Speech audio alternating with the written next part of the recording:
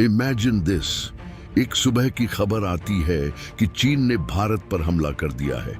हजारों सैनिक सीमा पर तैनात हैं, तोपें गरज रही हैं और आसमान में लड़ाकू विमान मंडरा रहे हैं। लेकिन यह सिर्फ दो देशों की लड़ाई नहीं होगी, यह पूरी दुनिया के लिए भूचाल लेकर आएगा। तो सवाल है, अगर चीन भारत पर हमला करता है तो आखिर क्या होगा? भारत और चीन के बीच तनाव नया नहीं है। 1962 में दोनों देशों ने युद्ध लड़ा था, जिसमें भारत को नुकसान उठाना पड़ा। लेकिन उसके बाद से हालात बदल चुके हैं। भारत अब एक उभरती हुई महाशक्ति है, जबकि चीन दुनिया की दूसरी सबसे बड़ी अर्थव्यवस्था बन चुका है। सीमा विवाद, खासकर लद्दाख और अरुणाचल प्रदेश में, हमेशा आग को हवा देते रहे हैं। 2020 का गलवान संघर्ष इसका ताजा उदाहरण है, जहां सैनिकों की जानें गईं और दोनों देशों के बीच अविश्वास और बढ़ गया। अगर युद्ध छिड़ता है तो सबसे पहले हिमालय की ऊंचाइयों पर लड़ाई होगी। चीन के पास बड़ी सेना है, 20 लाख से ज्यादा सैनिक, आधुनिक मिसाइलें और आर्टिफिशियल इंटेलिजेंस आधारित हथियार। लेकिन भारत भी किसी से कम नहीं।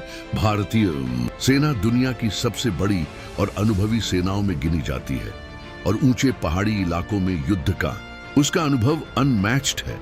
भारतीय वायुसेना Su-30 MKI, रफाल और तेजास जैसे आधुनिक लड़ाकू विमानों से लैस है।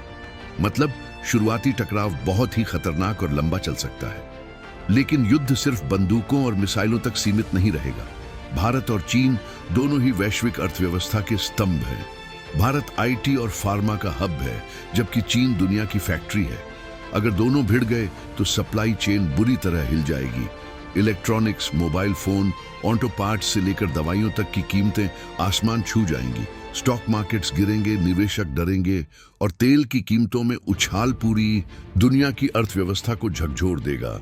यह संघर्ष सिर्फ भारत और चीन तक सीमित नहीं रहेगा। भारत को अमेरिका, जापान और ऑस्ट्रेलिया जैसे देशों से समर्थन मिल सकता है, क्योंकि ये सभी चीन के बढ़ते प्रभाव को रोकना चाहते हैं। दूसरी ओर चीन को रूस का समर्थन मिल सकता है। हालांकि रूस की अपनी प्राथमिकताएं हैं। संयुक्त राष्ट्र, नेटो और आसियान जैसे संगठन भी दबाव में आएंगे।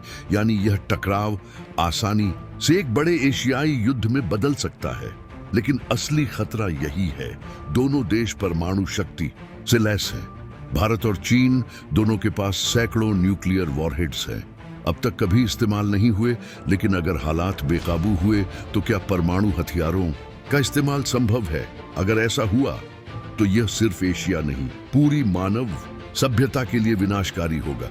शहर मिट जाएंगे, करोड़ों लोग पल भर में खत्म हो जाएंगे और दुनिया सदियों पीछे चली जाएगी। हर युद्ध की सबसे बड़ी कीमत इंसान चुकाता है। हजारों सैनिक शहीद होंगे, लाखों नागरिक विस्थापित होंगे। भूख, बीमारी और आर्थिक तबाही आम लोगों की जिंदगी को बर्बाद कर देगी। यानी युद्ध का सबसे गहरा जख्म सीमा पर नहीं, बल्कि समाज और मानवता के दिल में होगा। भारत और चीन का युद्ध सिर्फ सीमाओं की लड़ाई नहीं होगी, यह 21वीं सदी की सबसे बड़ी त्रासदी बन सकता है, आर्थिक, मानवीय और राजनीतिक। इसलिए असली सवाल यह नहीं है कि कौन जीतेगा, बल्कि यह है कि अगर ऐसा हुआ तो कौन बचेगा। कभी-कभी सबसे बड़ी जीत युद्ध जीतने में नहीं होती, बल्कि उसे रोकने में होती है।